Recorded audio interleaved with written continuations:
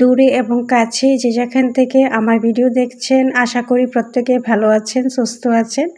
আলহামদুলিল্লাহ, আমিও মহান আল্লাহ তাআলার অশেষ রহমতে ভালো আছি।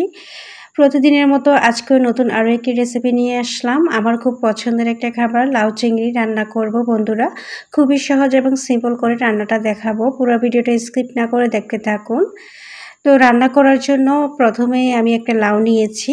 এই লাউটা বাজার থেকে আমার শ্বশুর নিয়ে এসেছে ছোট দেখে, কারণ বড় লাউ আর না হলে আমাদের মানুষ কম, খাওয়া হয় না। আর লাউ অর্ধেক রান্নলে পরে ফ্রিজে রেখে দিলে সেটাও শক্ত হয়ে যায়। তো আমি একটু ডিফারেন্স করে কেটে নিয়েছি। আমার কাছে সবজি প্রতিদিন একই রকম করে কাটতে, একই রকম করে রান্না করতে ভালো লাগে না। একটু ডিফারেন্স করে রান্না করতে, ডিফারেন্স করে কাটাকাটি করতে ভালো লাগে।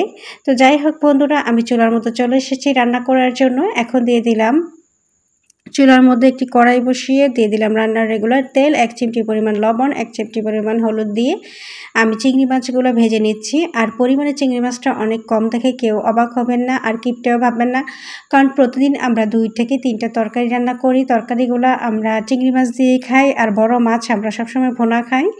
তো সেই জন্য আমরা চিংড়ি মাছের পরিমাণটা সবসময় কম দিয়ে থাকি। যাই হোক, চিংড়ি মাছটা ভাজা হয়ে গেলে আমি চিংড়ি মাছটা উঠিয়ে নিয়েছি। ওই তেলের মধ্যেই আমি আজকে রান্নাটা করব লাউ।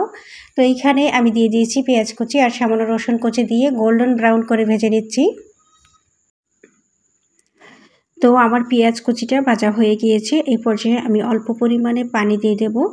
পানি দিয়ে এখন মশলাগুলি দিয়ে দেব। এখন দিয়ে দিচ্ছি স্বাদ মতো লবণ, আর দিয়ে দিচ্ছি 1/2 চা চামচ পরিমাণ হলুদের গুঁড়া, 1/2 চা চামচ পরিমাণ ধনিয়া গুঁড়া।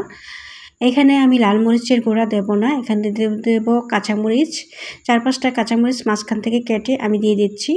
আমি যখনই লাউ অথবা মূলা সাদা সবজিগুলো রান্না করি তখনই আমি লাল মরিচের গুঁড়াটা দেই না। আমার কাছে কাঁচামরিচ দিয়েই খেতে ভালো লাগে। কার কার কাছে ভালো লাগে কমেন্টস করে জানাবেন। তো মশলার সাথে এখন আমি লাউগুলি ক্লিন করে দিয়ে দিয়েছি। এখন নেড়ে চেড়ে আমি এগুলো একটু কষিয়ে নেব। তো আপনারা বন্ধুরা যারা যারা আমার ভিডিওটা ফেসবুক পেজ থেকে দেখছেন তাদেরকেও অনুরোধ জানাচ্ছি, আমাকে ফলো দিয়ে সাথে থাকবেন, লাইক কমেন্ট শেয়ার করবেন, ইনশাল্লাহ আমাকে পাশে পাবেন। আর যারা যারা ইউটিউব থেকে দেখছেন তাদেরকেও অনুরোধ জানাচ্ছি আমার চ্যানেলটিকে সাবস্ক্রাইব করে দেন এবং রান্নার নতুন নতুন রেসিপি পাওয়ার জন্য পাশে থাকা বেল আইকনে টিপ দিয়ে ওকে করে দেন। তাহলে আমি যখনই রান্নার কোনো ভিডিও আপলোড করব আপনার কাছে নোটিফিকেশন চলে যাবে।